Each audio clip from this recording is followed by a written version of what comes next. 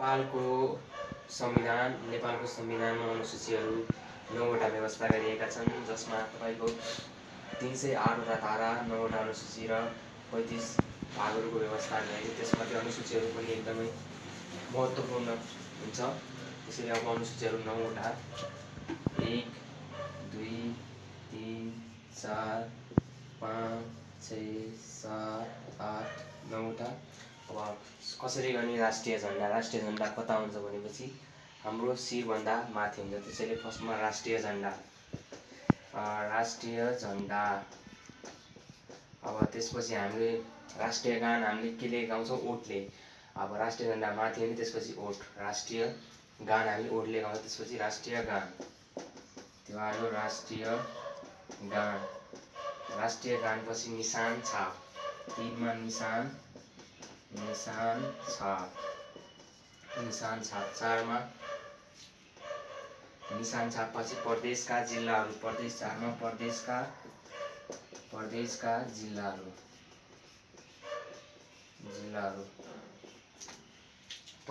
जिल्लाहरू। त्यसपछि आयो तपाईको सङ्घको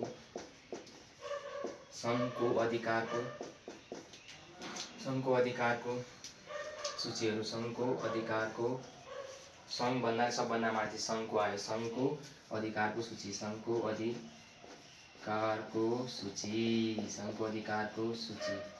सङ्घपछि के आउँछ? प्रदेशको अधिकारको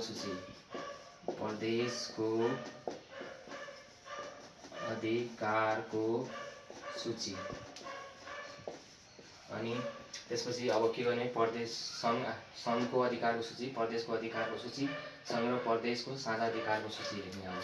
7मा सङ्घ र प्रदेशको साझा अधिकारको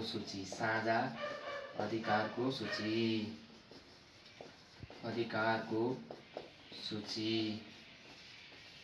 त्यसपछि आयो स्थानीय तहको अधिकारको सूची।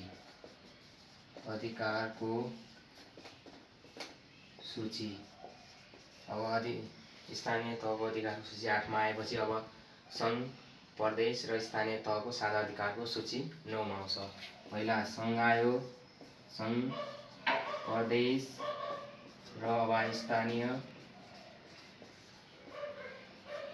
तहको साझा अधिकारको सूची। यसरी हामीले याद गर्नुपर्छ। 9वटा अनुसूचीहरू रहेका छन्।